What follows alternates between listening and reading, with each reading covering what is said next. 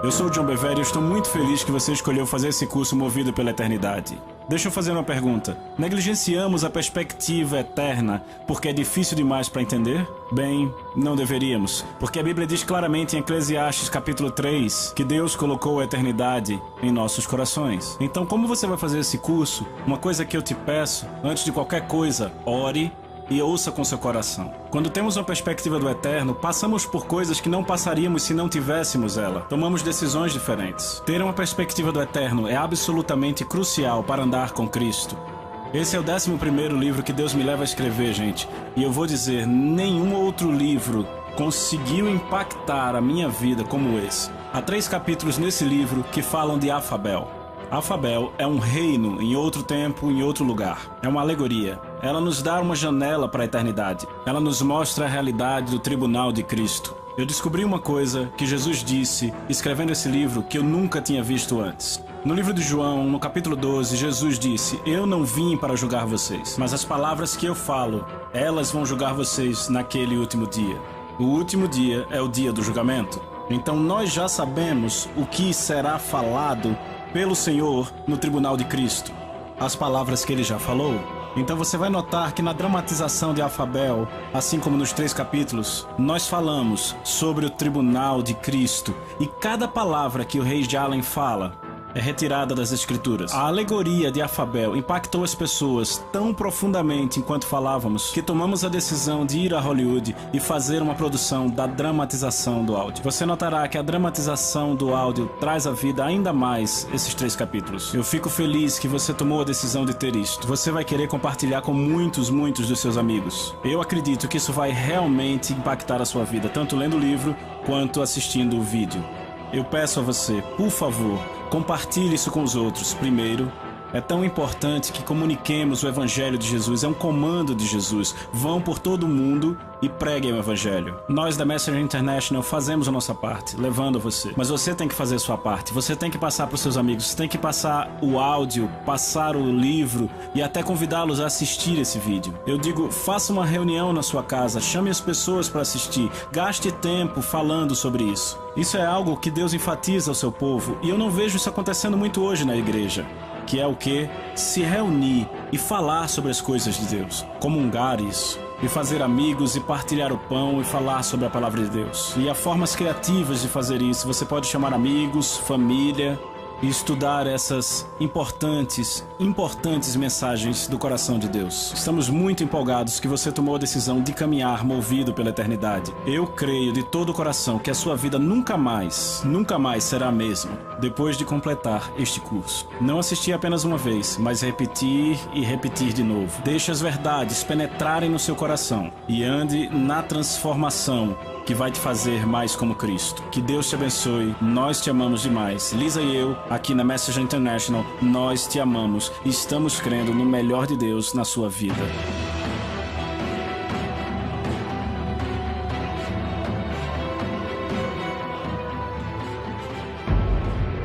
The countdown begins. Every moment counts. Now, for the believer, it's not where you'll spend eternity. For the believer, it's how you'll spend eternity. The decisions you make today determine where and how you will spend eternity. You will not be judged on what you did. You will be judged in the light of what you were called to do. At the zenith hour, there's no second chance. Whatever we do in this zero time determines how we're going to spend eternity. Life is but a vapor. If you really want to know the truth, every one of us are going to touch people's lives if we just do what we're called to do. This 12-part series will challenge you to confront your motives, making your life count from this moment on as you face your own eternity with great confidence on Judgment Day.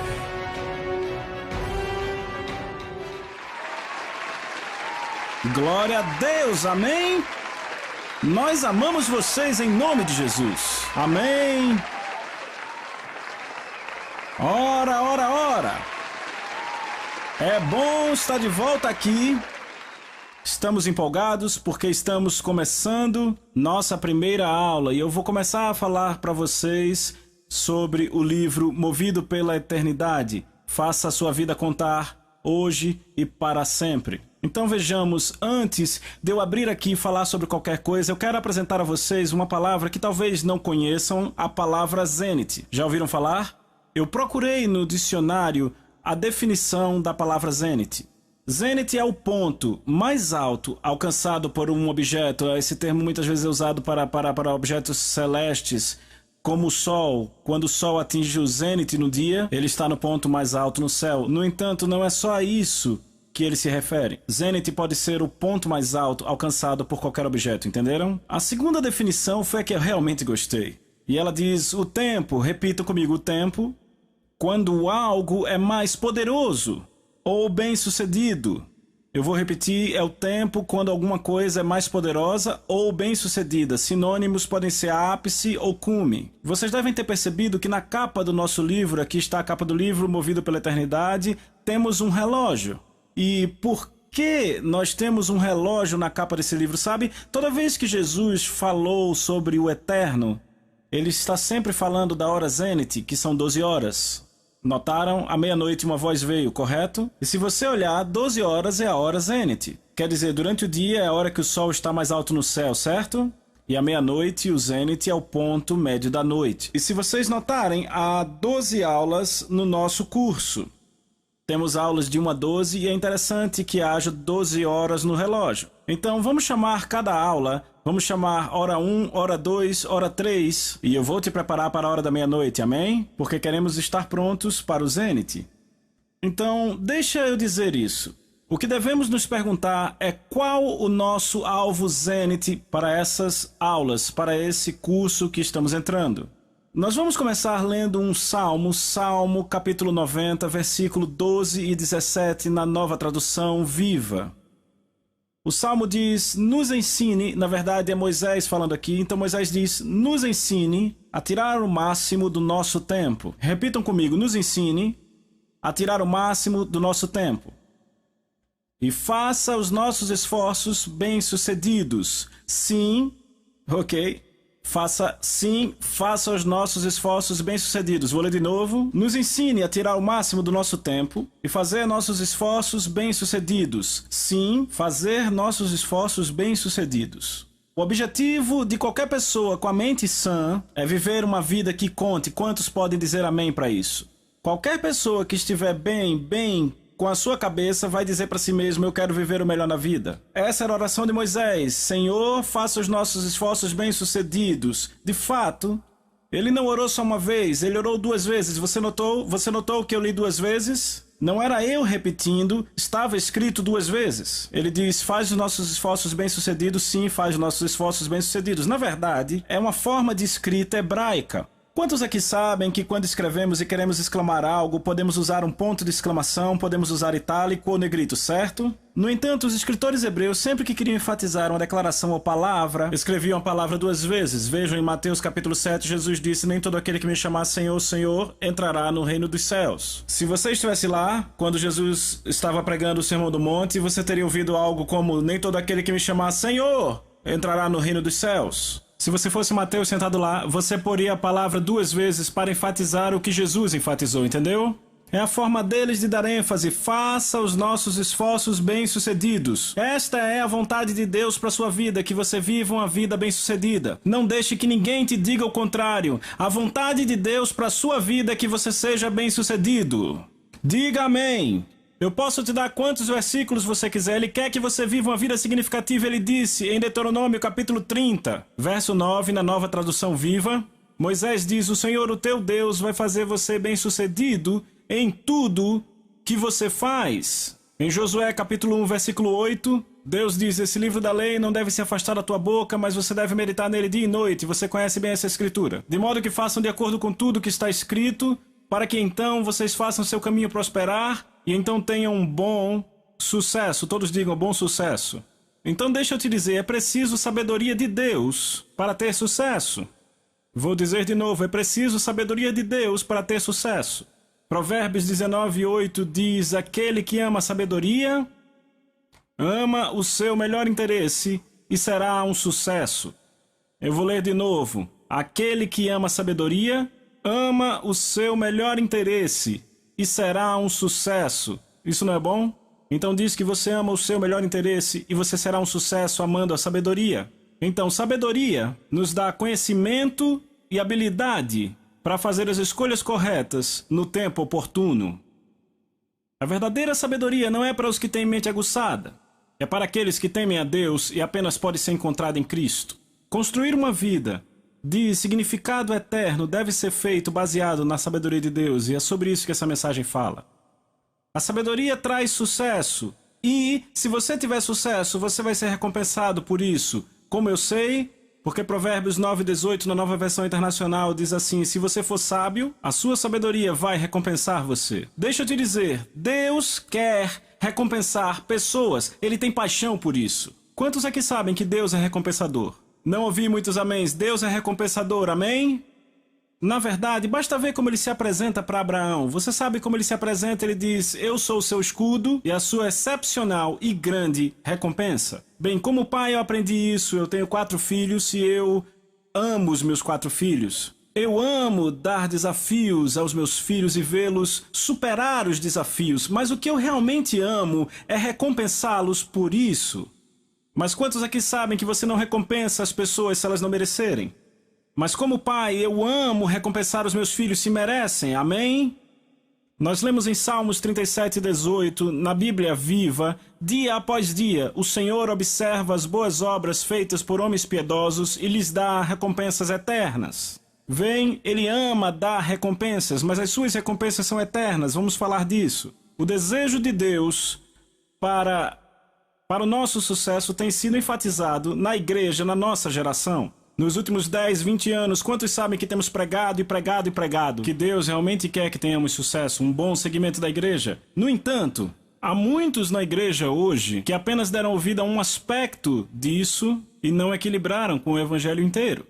Como resultado disso, nós temos muitas pessoas que pegaram as promessas de Deus, porque quantos sabem que as promessas de Deus vão te trazer prosperidade, vão te dar sucesso, vão te dar bons relacionamentos, vão te dar um bom casamento, mas algumas pessoas têm pego as promessas de Deus e têm usado mais para viver o hoje, ao invés de olhar para elas do ponto de vista eterno. Vocês estão comigo? Se vocês apenas olham para os princípios de sucesso de Deus e não olham para o conselho completo da palavra de Deus, acabarão, possivelmente, alimentando uma vida que vive para o hoje, que busca o sucesso para o hoje. E a única diferença entre você e o mundo será que o mundo vive para o sucesso hoje, mas você tem promessas para embasar isso.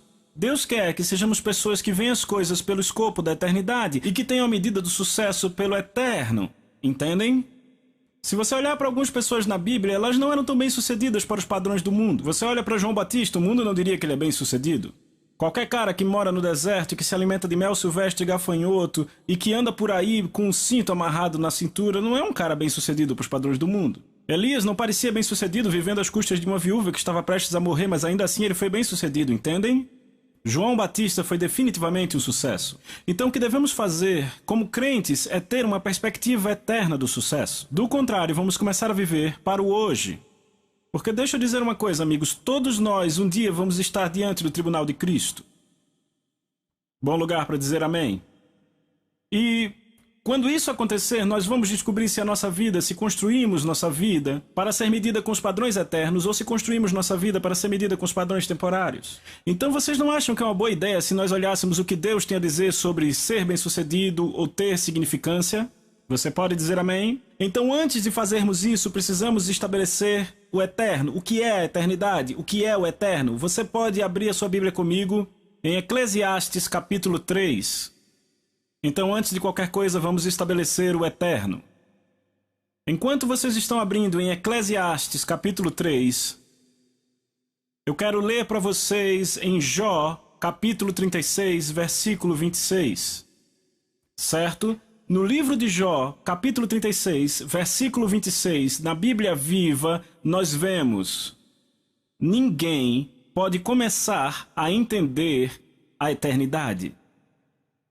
Jó 36, 26 declara, na Bíblia Viva, ninguém pode começar a entender a eternidade. Agora veja Eclesiastes capítulo 3, versículo 11, por favor.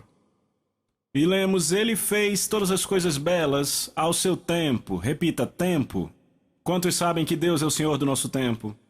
Da mesma forma, Ele colocou a eternidade em seus corações. Deus colocou a eternidade no coração de cada ser humano. Então, eternidade, o que é isso? Como pode ser definido? Isto é fantástico. Em um dicionário onde eu procurei, a palavra eternidade me deu essa definição: tempo infinito. Em outro dicionário, onde eu procurei a palavra eternidade, me deu esta definição: o estado de existir fora do tempo. Então, um dicionário diz tempo infinito e o outro dicionário diz o estado de existir fora do tempo. Eu achei isso hilário. Por que é que nunca questionaram isso? Suponha que o dicionário fosse um livro de ciências e desse a definição de um peixe e um livro de ciências dissesse: um peixe é um anfíbio que vive dentro da água. E outro livro de ciências dissesse: um peixe é um anfíbio que vive fora da água. Um diz dentro da água, outro diz fora da água, e a gente diz o quê? Isso é loucura.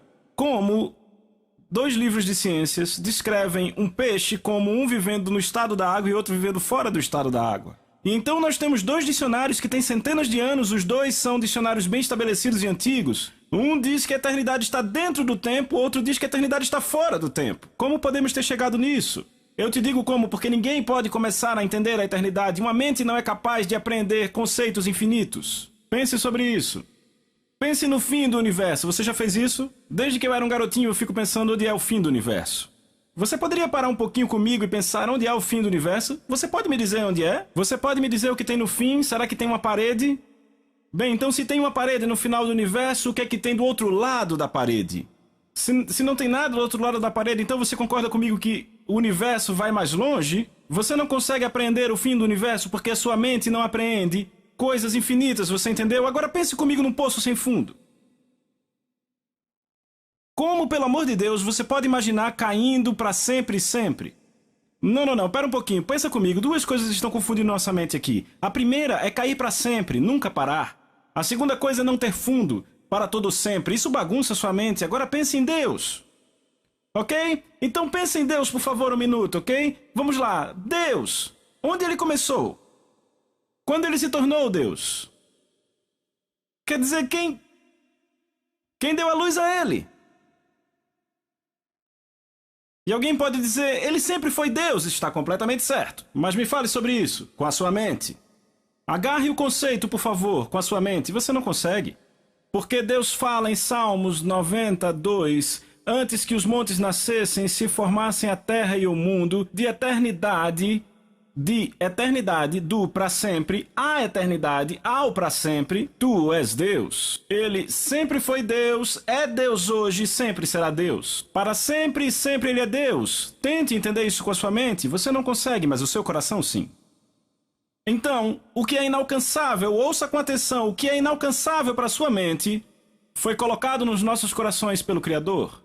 Eclesiastes diz, ele colocou a eternidade em nossos corações, mas é inalcançável para nossa mente. É por isso que a Bíblia fala, em Salmos 41, o tolo disse em seu coração, não há Deus. Agora note que a Bíblia não diz, o tolo disse em sua mente que não há Deus. Veja, o ateu diz que não há Deus, não é verdade? Mas sabe onde ele está dizendo? Ele está dizendo na mente. Isso me lembra um grande amigo meu. Um grande amigo meu, anos atrás, ele era um devotado, autoproclamado ateu, ok? E ele era um ateu inveterado. E um homem muito bem sucedido, um homem muito rico. Qualquer pessoa que tentasse pregar para ele, ele não dava a mínima bola. E um cara tentou pregar para ele uma vez, falando do evangelho. Ele tirou a Bíblia da mão do rapaz, jogou no chão e pisou em cima. Ele era um ateu convicto, ok? Mas aconteceu que ele começou a ter dores muito fortes no peito. E tiveram que abrir ele, e fizeram uma cirurgia muito invasiva. E depois que abriram, eles fecharam e disseram, você vai morrer nas próximas 24 horas, assine o que tem que assinar, faça o que tem que fazer, você não vai sobreviver. Então ele deitou na cama do hospital naquela noite e de repente um pensamento começou a vir, eu vou para casa. E a casa para onde eu vou, eu não sei se é onde eu quero estar. Ou seja, ele sabia que ia para o inferno. E aí está, um ateu convicto. E sabe o que aconteceu? Ele morreu 2 vezes aquela noite. E ele conta, eu nunca vou me esquecer da forma como ele fala, ele é um amigo meu, eu o conheço. e ele deixou o seu corpo, e ele disse que é como tirar o pé de um sapato, e ele começou a descer numa rápida aceleração para o que ele acreditou ser as profundezas da terra. E ele disse que quanto mais fundo ele ia, o medo aumentava, ouvindo aqueles gritos, e ele viu as luzes do inferno. E ele disse que chegou exatamente à entrada do inferno, e foi de alguma forma trazido de volta ao corpo 2 vezes. 2 vezes foi ao inferno. Na manhã seguinte, ele ligou para o único amigo que ainda tentava remotamente convertê-lo, e ele sabia que esse amigo era cristão. O amigo veio à sala do hospital, levou ele ao Senhor, e ele disse: agora eu vou orar para você ser curado. E ele disse: você tá doido? Me deram 24 horas de vida. E ele disse: não, Jesus não só morreu pelos seus pecados, mas pelas suas enfermidades. Orou por ele. E o homem saiu do hospital 3 semanas depois e ele ainda está vivo. Certo? Isso foi nos anos 70, entenderam? Vocês estão aqui? Então, ele disse em sua mente como um ateu: não há Deus. Mas o tolo, ouça com cuidado, Salmos 41 diz que o tolo em seu coração disse não a Deus. Estão entendendo?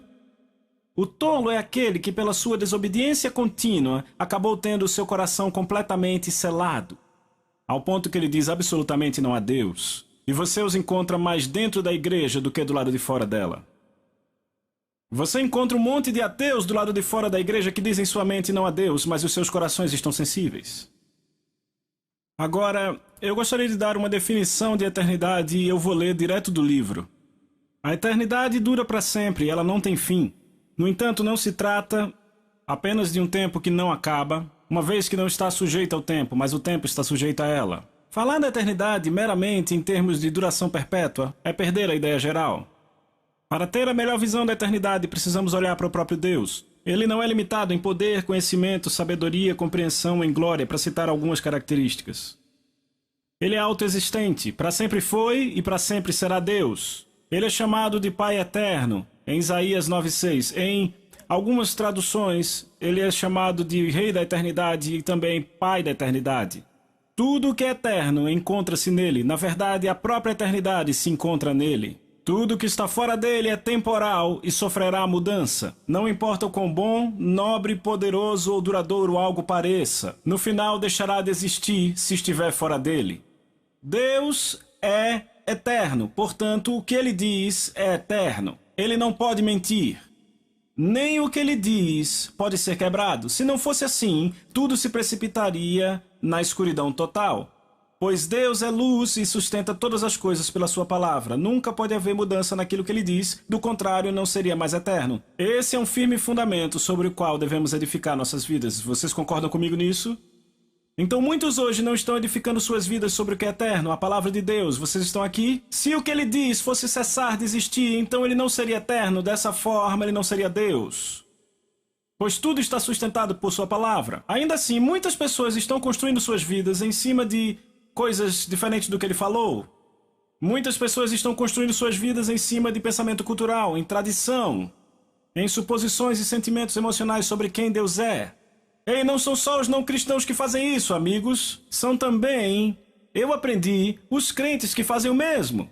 Certo? É assustador pensar que alguma coisa é eterna quando, na verdade, ela é temporal.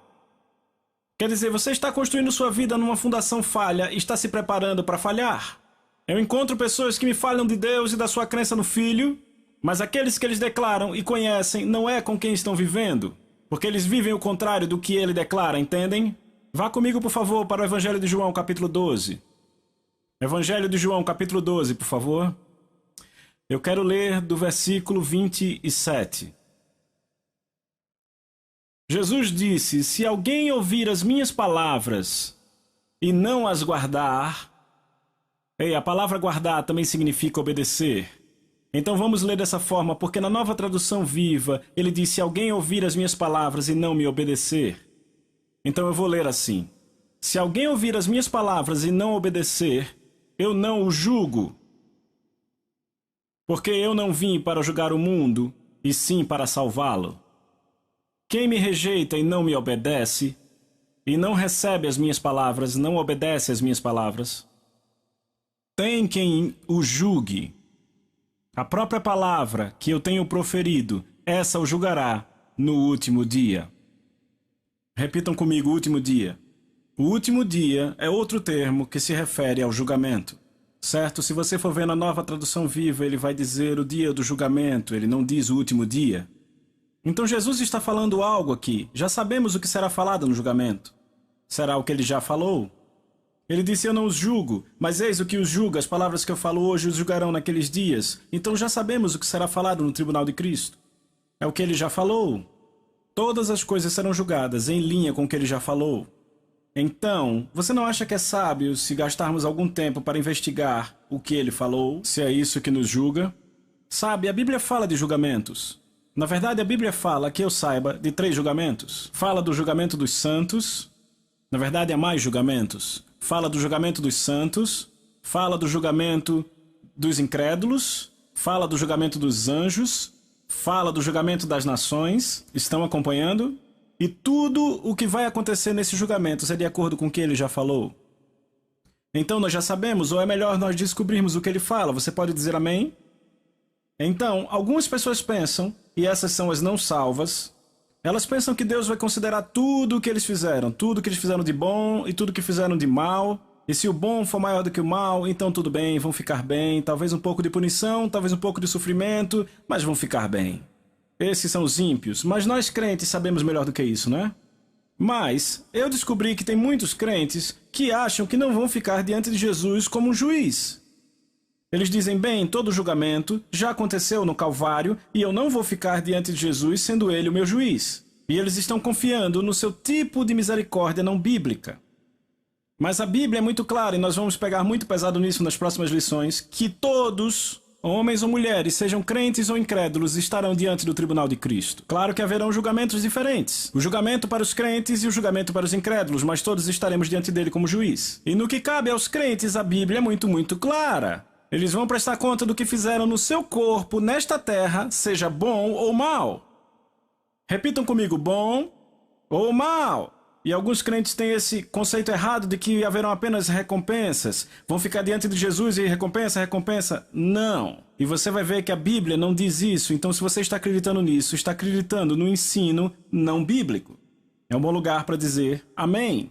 Muitos crentes não acreditam que vão ficar diante de Jesus como juiz porque ele é o Salvador.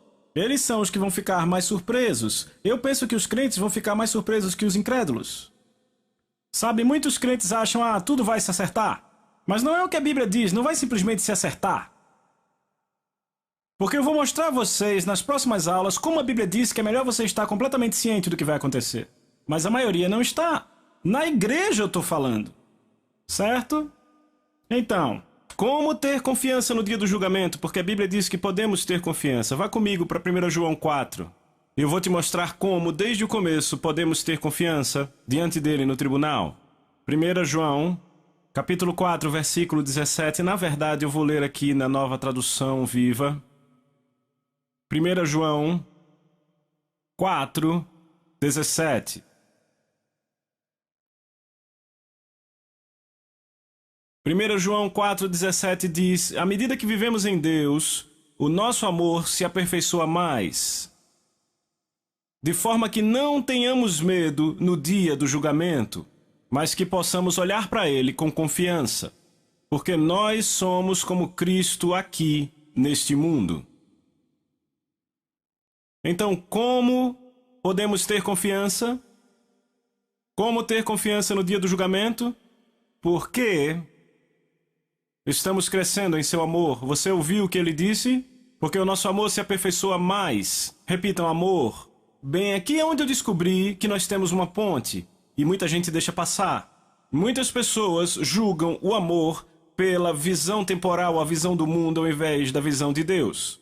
Eu estou no Ministério de Tempo Integral há 23 anos. Eu já estive no Ministério Pastoral, assim como no Ministério Itinerante, e muitas pessoas dizem para mim, sabe, eu já vi pessoas indo para a igreja, mesmo assim morando junto, planejando se casar. E eles dizem: sabe o que mais? Nós nos amamos. E sabe, Deus sabe que nós vamos nos casar, foi Ele que escolheu para estarmos juntos. É só uma formalidade, é apenas uma cerimônia. E sabe, a gente realmente se ama, nós vamos ficar juntos de verdade e tá tudo bem. Isso é engano, porque a Bíblia diz isto: os fornicadores e adúlteros serão julgados. Bem, eu ouvi isso da boca de muita gente, e o vi mais de uma vez. Eles olham como se fosse amor, mas não está baseado na verdade. O amor deles está baseado no que a sociedade considera bom. Vocês estão entendendo? Porque a sociedade é moldada na sua própria definição do que é bom. Eu ouço homens de negócios dizendo: sabe, eu sei que o que eu estou falando não é exatamente verdade, mas esse negócio vai ser muito proveitoso para eles e, sabe, eu estou ajudando eles, fazendo com que eles evitem essa longa negociação e eu sei que é o melhor negócio para eles, então eu vou dar uma enroladinha aqui e vai ficar tudo bem. Isso não é amor. É mentira. E a Bíblia diz que os mentirosos irão para o lago de fogo, entendeu?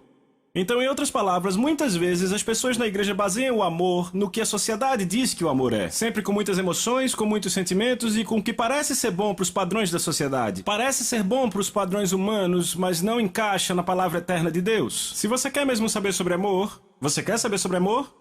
Se você quer saber sobre amor, vá para 1 João capítulo 2, versículo 5. 1 João capítulo 2, versículo 5, eu vou ler na amplificada. Lemos na amplificada: mas aquele que mantém em tesoura sua palavra, repita, mantém sua palavra, que traz na mente seus preceitos, que observa sua mensagem na sua totalidade.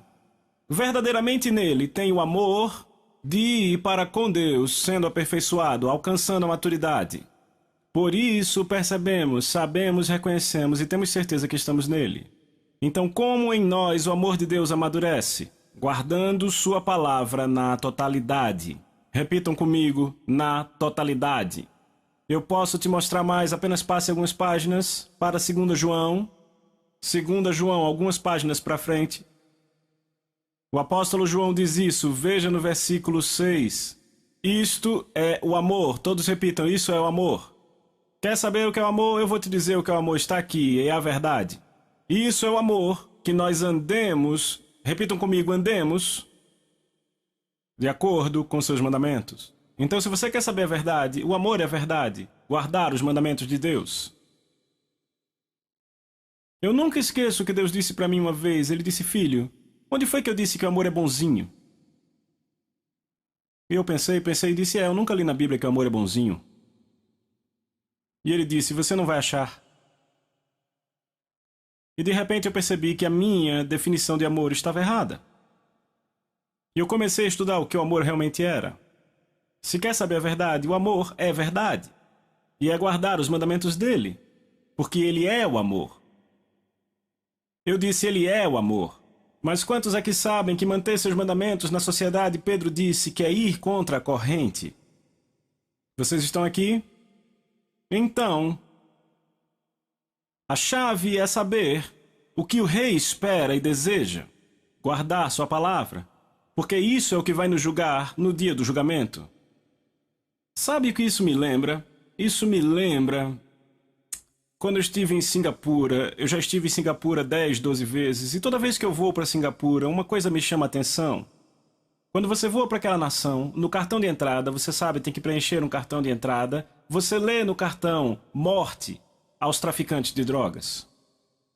Bem, eu fui investigar isso no último fevereiro que eu fui lá, e eu descobri que você é condenado à morte se você tiver uma certa quantidade de drogas e certos tipos de drogas em Singapura. Bem, eu preguei na Holanda muitas vezes. Vocês sabem que é permitido fumar maconha na Holanda. É permitido. Então, imaginem um garotão holandês e ele voa da Holanda para Singapura. Ignora completamente o cartão de entrada. E ele chega em Singapura e começa a distribuir a sua droga com seus novos amigos de lá. Ei, cara, isso é uma coisa legal, pega aí, esquece dos problemas, do estresse. E ele é preso. Colocado na cadeia. Então ele é trazido diante do juiz, o dia do julgamento chega, e é declarado culpado. E é enviado à forca. É assim que eles fazem, ok? E é enviado à forca, certo? O jovem olha para o juiz e diz: peraí, por que a forca? O juiz diz: você quebrou nossa lei. E ele diz: peraí, de onde eu venho é permitido. Isso não acontece no lugar de onde eu venho, não é assim. E o juiz diz: você não está no lugar de onde você veio. Aqui é contra a lei. Estão entendendo? Então deixa eu te dizer, aqui está esse homem no corredor da morte. E eu vou dizer, eles não retrocedem lá.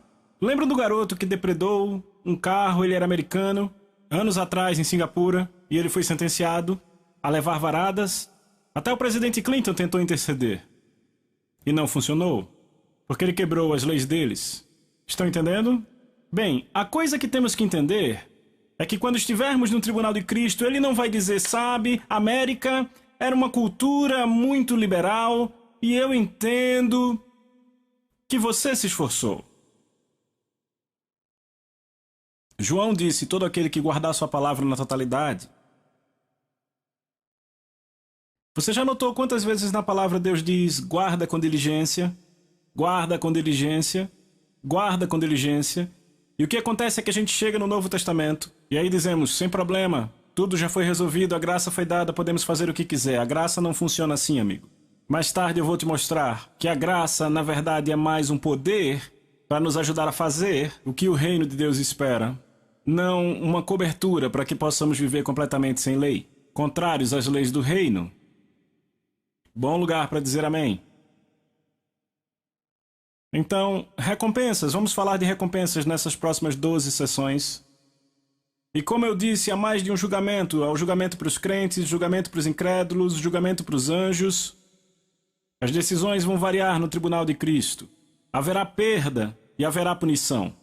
Mas também haverá recompensas sobre as quais falaremos depois. E me deixem apontar algo para vocês hoje à noite, que é o seguinte.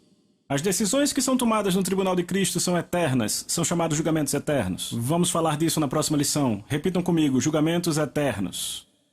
O que isso significa é que as decisões tomadas no tribunal de Cristo não serão nunca mudadas. Não é como se você pudesse ir lá e apelar, tipo, por alguns anos após o tribunal de Cristo. Você não poderá fazer isso. Agora, para o crente, não é onde vamos passar a eternidade, é como vamos passar a eternidade. E vamos falar disso em profundidade nesse curso. Porque nas lições que virão, o que eu vou fazer é falar com vocês sobre o julgamento dos incrédulos. Isso dará 1/3 do livro. E 2/3 do livro sobre o julgamento dos crentes. A Bíblia tem muito a dizer sobre esse assunto. Eu fiquei impressionado como a Bíblia fala disso, sobre o julgamento dos crentes. E vamos falar disso, porque Paulo fez uma declaração. Eu quero que você abra no capítulo 9 de 1 Coríntios, versículo 24, estou lendo na Amplificada. Vocês não sabem que, numa corrida, todos os corredores competem, mas apenas um recebe o prêmio. Agora ouça isso. Então corra sua corrida, para que você possa pegar o prêmio e torná-lo seu. Vocês ouviram isso? Eu vou ler de novo. Então corra sua corrida, para que você possa pegar o prêmio e torná-lo seu. Mas todo atleta que vai ao treinamento se conduz com temperança e se restringe de todas as coisas para uma coroa que logo perecerá. Mas nós fazemos para receber uma coroa de duração eterna, que não perece. Desta forma, eu não corro sem certeza, sem alvo definido. Repitam, alvo definido. Eu não dou socos como se estivesse acertando o ar, sem um adversário. Agora, na nova tradução viva, ele fala assim: então eu corro direto para o objetivo, com propósito em cada passo. Agora, amigos, deixa eu te dizer. Ele diz, eu corro para vencer e eu corro com propósito em cada passo. Você não compete com outros, e sim com você mesmo. Não tem ninguém mais contra quem você corre a não ser você mesmo. Veja, numa corrida, ele deixa isso muito claro, pessoas correm contra outras pessoas, mas nesta corrida você corre contra si. Vocês entendem? E Paulo diz, eu corro com propósito em cada passo.